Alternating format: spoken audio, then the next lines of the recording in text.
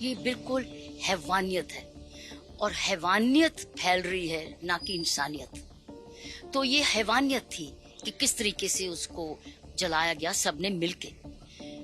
हमारे समाज में ये मिडीवल टाइम से पुत्र को ऐसा देखा गया कि वो धन लाएगा, जब शादी होगी तो धन लाएगा, और ये भी देखा गया कि जब पुत्री होगी तो धन ले जाएगा उसको।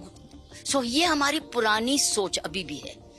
और आपने देखा कि शादियों में जब उसके बाद तो पंडित लोग या बड़े लोग ये कहते हैं, अब तू अपना पुराना घर भूल जा, चावल फेंक और पीछे मुड़ के मत देखना।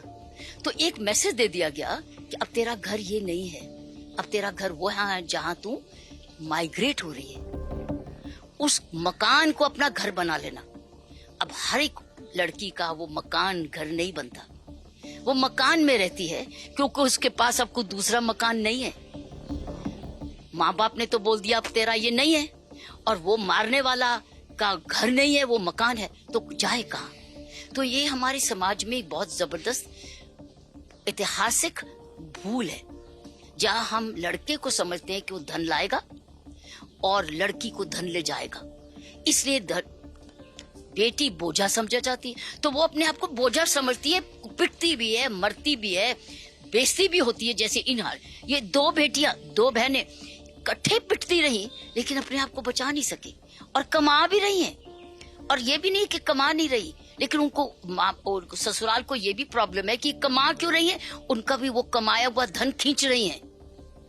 और ये नहीं है कि माँ बाप उनके मायके को मालूम नहीं है, मायके को मालूम है, लेकिन वो देते जा रही हैं, उनकी भूख पूरी करते जाते हैं। क्यों आहुति देते हैं? क्यों भूख? उस वक्त क्यों नहीं पुलिस में जाते?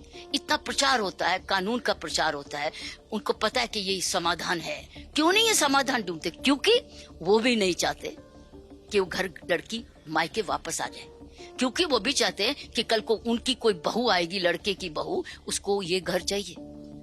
वो इतराज करेगी, शायद इसीलिए शादी नहीं होगी लड़के की, क्योंकि लड़की घर में है। ये सारी सोच बदलने की बात है, और सोच बदलते बदलते अभी जनरेशंस लग जाएंगे। इन दोनों लड़कियों का बिल्कुल साफ साफ आया है, वो बर्दाश्त करती रही, माँ भी बन गई, घरेलू काम भी कर रही, पिट भी रही, और वो रात भर वो आदमी दोनों भाई रात को कहीं और भी रात काटते हैं, और अगर जब आके पूछा जाता है तो फिर उसको पिटाई करते हैं क्योंकि तुझे पूछने का हक नहीं। सो ये बेसिकली ये कई घर बहू को इसलिए घर में लाते हैं, उसको नौकरानी बनाने के लिए, उसको नर्स बनाने के लिए, बच्चा भी पैदा करने के लिए। और अगर बेटा पैदा नहीं हुआ तो फिर पिटेंगे। इसमें तो बेटा पैदा हुआ, शायद इसलिए नहीं पीटा कि बेटा नहीं तूने पैदा किया, शायद ये भी कारण बन जाता, लेकिन दहेज और ला और ला। सो भूख का जो अंत है हमारी शिक्षा में, ना माँ बाप सिखा रहे हैं कि भूख को कैसे मानसिक कंट्रोल जो है हमारी शिक्षा में नहीं है।